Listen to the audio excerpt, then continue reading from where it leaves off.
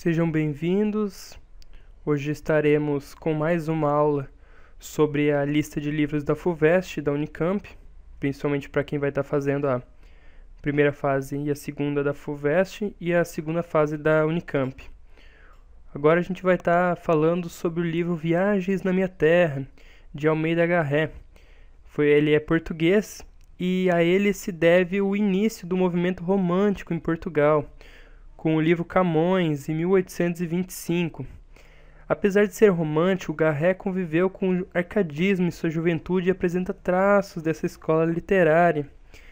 Então, algumas coisas que ele usava nas obras dele vinha desse neoclassicismo, ou seja, do arcadismo.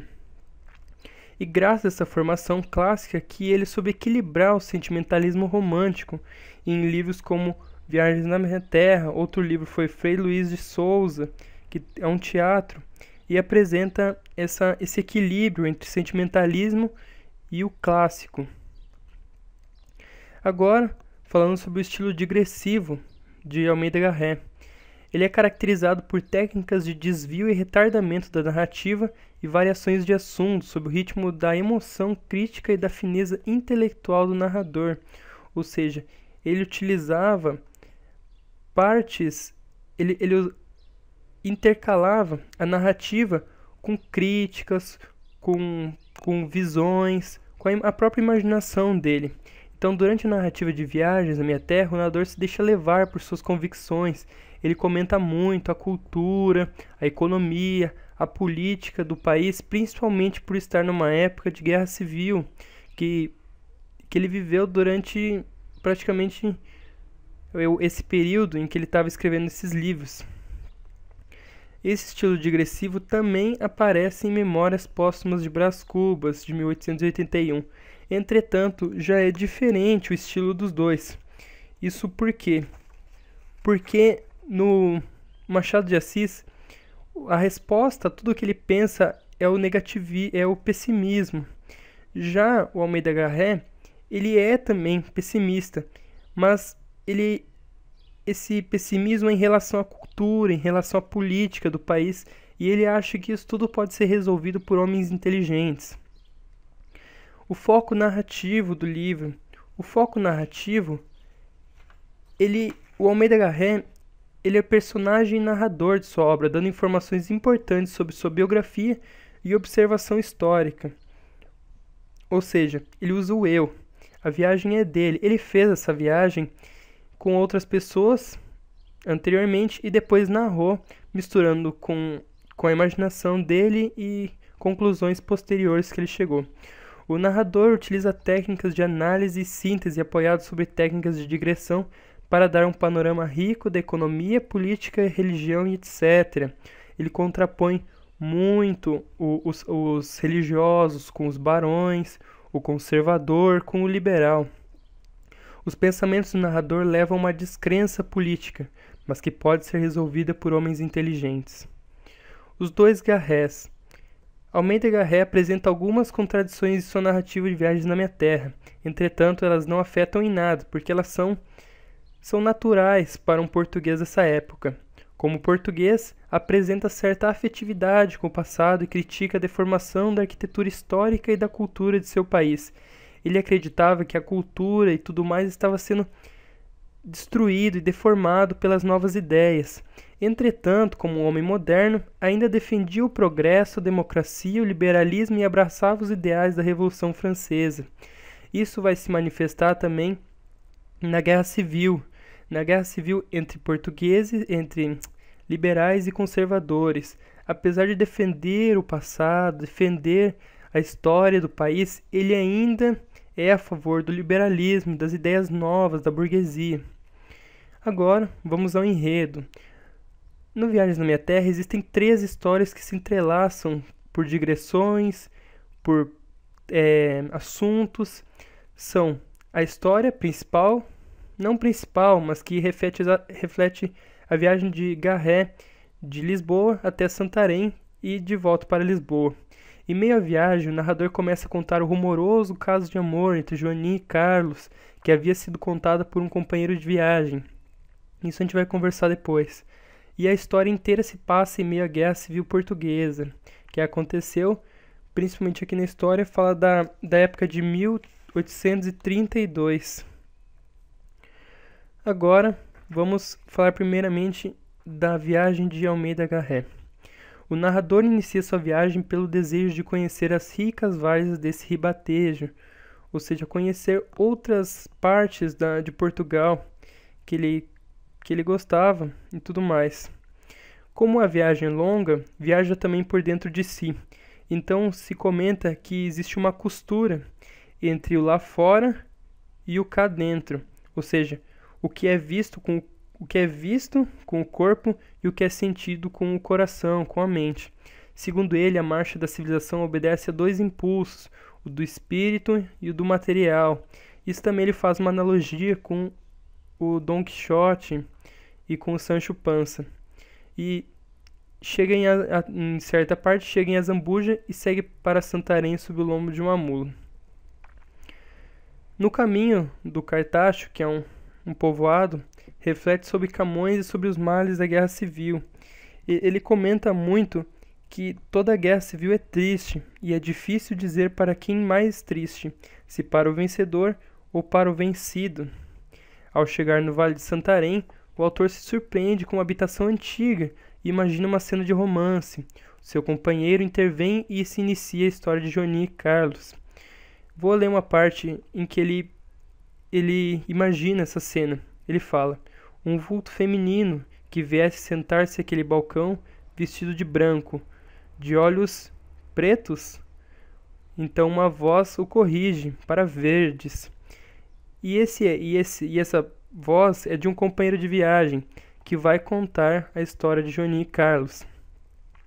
Depois disso, os viajantes chegam a Santarém e têm várias decepções. Encontram o convento de São Francisco, que o último guardião foi o Frei Diniz, que a gente vai conversar depois. E também ele vê o palácio de Afonso Henriques, antigo rei de Portugal, que estava deplorável. E o túmulo de Dom Fernando, que também ele reclama muito, diz que era uma nação de bárbaros, Portugal, que tinha destruído tudo, tinha acabado com toda a cultura e tudo mais. Quando retornam para Lisboa, eles encontram os personagens da história de Carlos e Joaninha. Agora, a Guerra Civil. A Guerra Civil ocorreu na primeira metade do século XIX e foi uma constante luta entre absolutistas e constitucionalistas, intensificadas depois da morte de Dom João VI. A guerra se dá entre os liberais, então, apoiados por Dom Pedro I, que possuíam ideologias francesas e inglesas, ou seja, liberalismo, e os absolutistas, apoiados por Dom Miguel, que queria ser um monarca um pouco mais poderoso, mais centralizado, que defendia os ideais conservadores. No final, vencem os constitucionalistas e Garré, como vitorioso por ser um constitucionalista, um liberal, representante da burguesia, tem importante papel de reconstrução da cultura do país. Agora, vamos à história, a principal trama desse livro, que é a de Carlos e Joaninha. Ao chegar no Vale de Santarém, Garré teve sua atenção tomada pela habitação antiga. E, como eu já falei, o companheiro de viagem começa a contar a história que envolvia a moça que morava naquele lugar. O narrador passa a história de Carlos e Joaninha, espaçando os episódios através de várias digressões, ou seja, a história não é contínua. As histórias se entrelaçam no livro. Mas a história em si começa com a velha cega, trabalhando à porta da casa, até que a linha se embaraça e a velha chama Joaninha, que é neta dela. Joaninha é descrita dessa forma: naquele rosto, naquele corpo de 16 anos, havia por dom natural e por uma admirável simetria de proporções toda a elegância nobre, todo o desembaraço modesto, toda a flexibilidade graciosa que a arte, o uso e a conversação da corte e da mais escolhida companhia vem a dar a algumas raras e privilegiadas criaturas do mundo. Ou seja, ela é bem idealizada, bem ao estilo romântico. Então, Frei Diniz, que chega junto com a velha, era um homem calado, que visitava a velha todas as sextas-feiras. Das conversas entre Frei Diniz e a velha, ficamos sabendo apenas que um parente da velha que lutava ao lado dos os constitucionalistas. O Frei Diniz parece detestar esse parente da velha, porque o frade é um homem antigo, um conservador que vê no liberalismo a ruína de Portugal. Ele é uma figura sombria que só abre a boca para fazer a velha chorar, porque isso a gente vai ver daqui a pouco. Carlos, que é neto dessa velha, ela se chama Dona Francisca Joana, partiu em 1830 para a Inglaterra e nesse inteirinho ele envia uma carta para Joaninha. Nessa carta ele fala muito sobre a guerra e tudo mais, tudo que havia acontecido. Nesse caso, os constitucionalistas haviam vencido uma batalha e os conservadores fogem e usam a Casa do Vale, a casa da Joaninha, como um abrigo.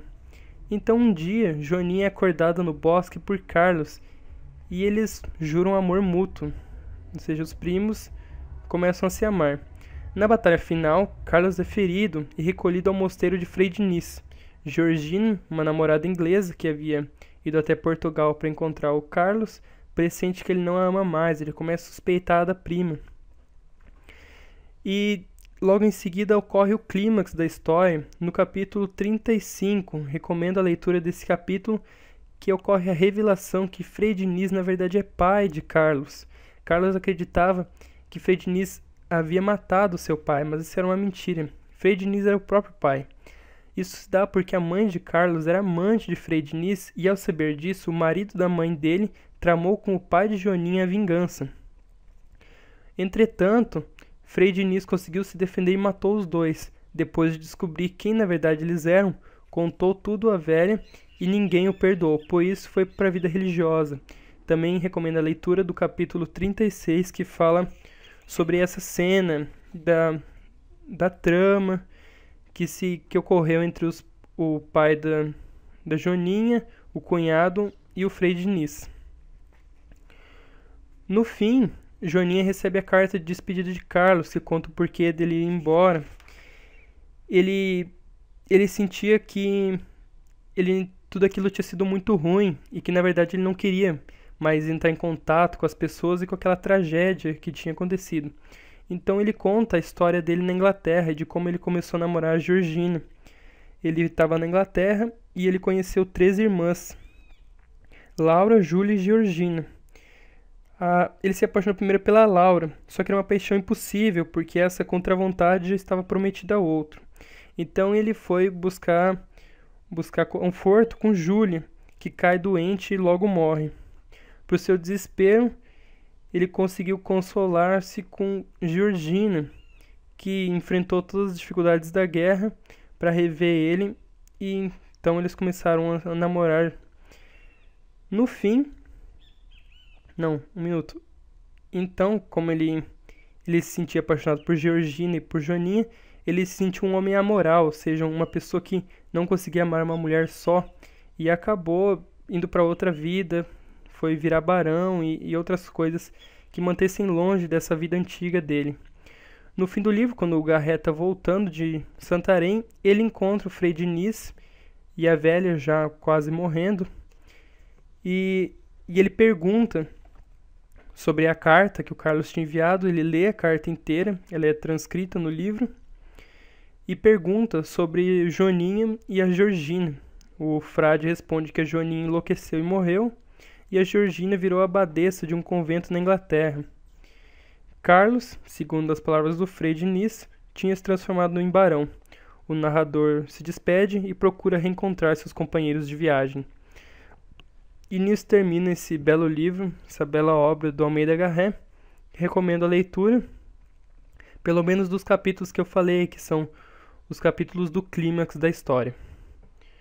É isso aí. Obrigado por assistirem e bons estudos.